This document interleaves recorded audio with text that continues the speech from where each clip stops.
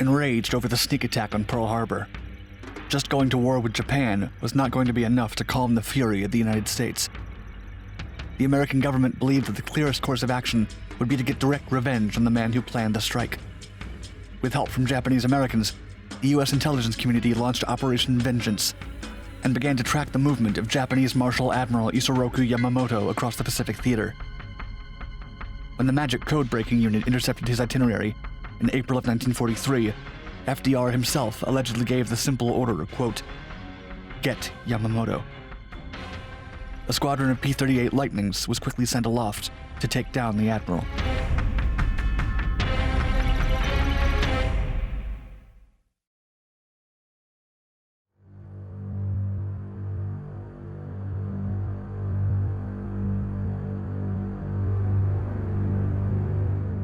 Isoroku Yamamoto was one of the most notable leaders of the Japanese Empire, and he's credited with planning and executing the attack on Pearl Harbor, a preemptive strike against a neutral country that was judged a war crime at the Tokyo trials once the war was over.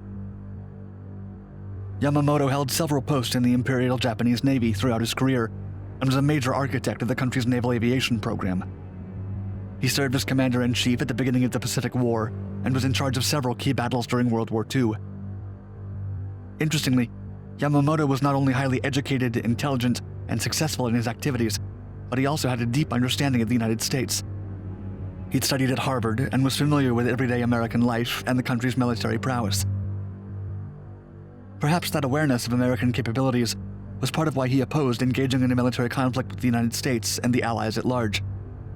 He's known to have stated, quote, "In the first 6 to 12 months of a war with the United States and Great Britain, I will run wild and win victory upon victory. But then, if the war continues after that, I have no expectation of success." While he personally felt that Japan had taken the losing side in the long run, Yamamoto was loyal to the Japanese cause and served his country as best he could. For this and his overall performance serving Japan, he was highly celebrated and beloved by the Japanese. In understandably stark contrast, in 1943 he was one of the most hated people in the United States, with civilians and politicians thinking of him as a treacherous character who had stabbed America in the back while it attempted to remain neutral and peaceful. While the characterization of the Japanese leader was not completely incorrect, as he committed a war crime for his country, it wasn't totally accurate.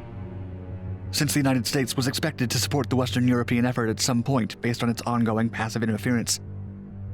That same year, the United States captured Guadalcanal, putting the Japanese in deep trouble and prompting Yamamoto to visit naval air units to assess the damage.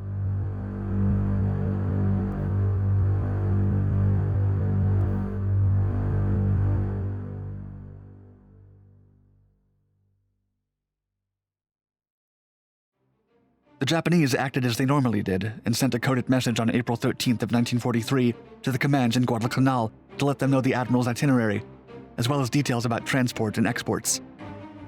Unknown to them, the Military Intelligence Service had been able to intercept their communications for years. MIS soldier Harold Tudena has been credited with intercepting the radio message. The message was sent using a brand new JN25D code, but Nisei's second-generation Japanese Americans assisted in decoding the message. Those Nisei employed by the MIS were often involved in extracting information from documents and captured individuals in the effort against Japan. Additionally, linguists in Alaska and Hawaii also interpreted intercepted messages that confirmed the accuracy of the information. The MIS was able to surmise that Yamamoto would be traveling in a straight route from Rabaul to the Balale airfield, a distance of 315 miles, which allowed them to theorize more or less where he would be during each minute of the flight. In order for the attack to go as planned, they would need the Japanese pilots to act reliably, with no delays or changes to the itinerary. The U.S. commander in the Pacific, Admiral Chester Nimitz, approved an operation put forth by 339th Squadron Commander Major John W. Mitchell, who estimated that the Japanese naval leader could be intercepted before landing at Balalai at exactly 9:35 a.m. One main consideration for Operation Vengeance was which type of aircraft to use for the attack. Certain fighter aircraft like the F-4F Wildcat did not have the range needed to reach the aircraft flying over Bougainville, which was 400 miles away from the American airbase in Guadalcanal. The only American aircraft considered to have the necessary range and qualities to be used for the mission was the Air Force's Lockheed P-38G Lightning, yet the plane had aspects that complicated the operation. To avoid detection, the pilots would need to fly at least 50 miles away from the shore, dead reckoning at an altitude of 50 feet or less. Furthermore, the Lightnings lacked an AWACS radar aircraft or land-based radar to get the pilots to the target. Not much external guidance support could be added without risking attack by the Japanese forces stationed in the area. To navigate with the required precision, the Lightnings were equipped with Navy compasses at the request of Mitchell himself.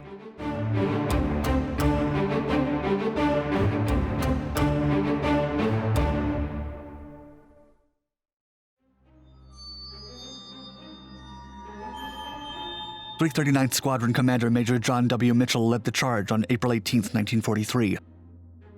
18 P-38 Lightnings chosen to target the Admiral were each equipped with their standard 20mm cannon and 4 machine guns. They carried additional drop tanks so they could make the long flight. 18 planes were chosen for the mission, and 4 of those were selected to attack Yamamoto's aircraft, while the rest climbed above to form a cover against the Japanese escorting fighters. The pilots involved were briefed with incomplete information, being told that they were attacking a high-ranking Japanese officer who'd been spotted by a coast watcher. They did not know who the specific target was or the extent to which MIS was involved in locating him. This account of events has been partially contradicted by a witness who claimed Mitchell revealed that Yamamoto was the target in order to motivate the pilots. At 7 a.m. that morning, only 16 of the intended 18 planes took off from the field because 2 of the pilots assigned to the kill squad saw their planes compromised, one to a flat tire and the other to a faulty fuel feed. The 2 pilots who made the flight out of the 4 selected to carry out the kill were Captain Thomas G. Lanphier and Lieutenant Rex T. Barber. They traveled 400 miles at low altitude in complete silence, and with an estimated low probability of success. It was the fighter intercept mission requiring the longest distance flight of the entire war. Calculating the wind speed, flight path, and speed of the Japanese G-4M Betty carrying the Admiral, the Americans expected to intercept at exactly 9:35 a.m. The U.S. team arrived 1 minute earlier than needed, at 9:34, and their intel was proven correct when the Japanese aircraft appeared in the next minute. 2 Betty bombers, one of which carried Yamamoto, entered into the view of the Lightning planes at 4,500 feet. They were escorted by 6 A-6M0 fighter planes at 5,500 feet. 12 of the American planes flew up to 18,000 feet undetected, while the other 4 attacked the Japanese bombers. The bombers dove to evade the attack, while Captain Lanphier and Lieutenant Barber pursued them without knowing which of the 2 carried their target. Reportedly, Lieutenant Barber shot at one of the Bettys and did successfully damage its right engine, sending it straight into the jungle. The other one was allegedly shot by Lieutenant Holmes, which forced it to crash land into the sea. In the jungle, Admiral Isoroku Yamamoto's body rested with his sword in hand.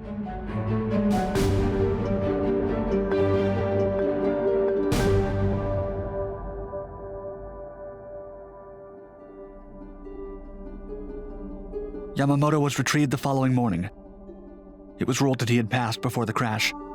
His cremated remains were sent back to Tokyo on the IJN Musashi. Minechi Koga stepped in as commander-in-chief and was soon changed for Soemu Toyota. Neither was able to command as effectively as Yamamoto had done. On a strategic level, the United States had acted effectively.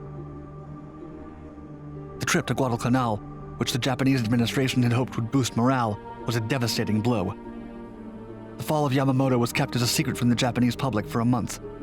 In Japan, the aerial battle would be called the Navy-Ko incident. Admiral Ugaki, who survived the ocean crash of the other Betty accompanying Yamamoto's plane, recovered to direct some of the largest kamikaze attacks against the U.S. in the end stages of the Pacific War. When Japan surrendered in 1945, he reportedly boarded a Yokosuka D-4Y with the intention of never returning. 2 of his subordinates got on the plane with him in an attempt to dissuade him. None of them were ever seen again, and no U.S. records have been linked to his disappearance. For the United States, the successful mission represented a point of great pride in the greater conflict. To hide that they had read the Japanese codes, all American newspapers and broadcasters were told the fake story used to brief the squadron, that coast watchers had seen Yamamoto entering his bomber in the Solomon Islands. This way, the American military could claim that the kill was a matter of luck, rather than the product of intelligence efforts. Japanese were more than happy to accept this version of events, and failed to realize many of their ciphers had been broken.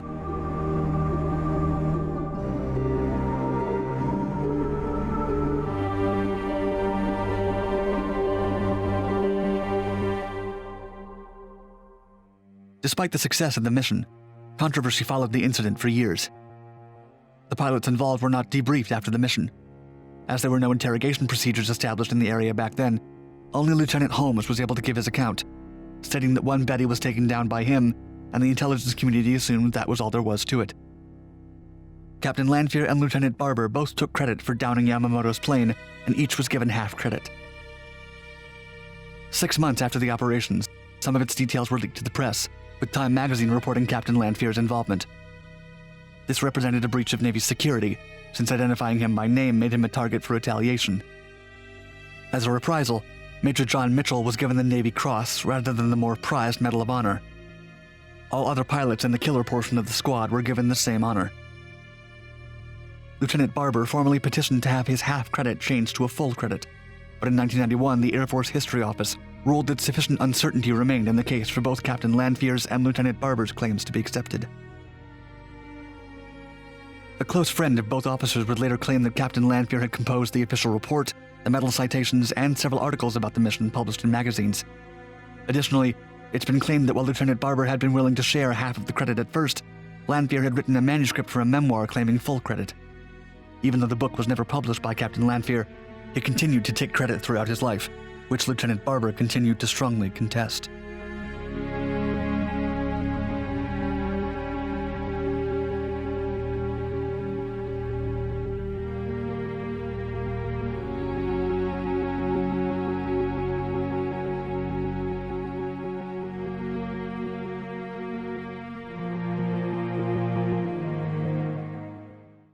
Dark Docs is excited to announce a new channel, Dark Skies.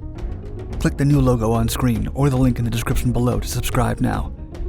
Join us as we bring the world of aviation out of the dark, with new videos exploring the biggest and fastest airplanes ever built, top secret military projects, and classified missions with hidden, untold, true stories. It's been an incredible journey with you from our first channel, Dark 5, to where we are today.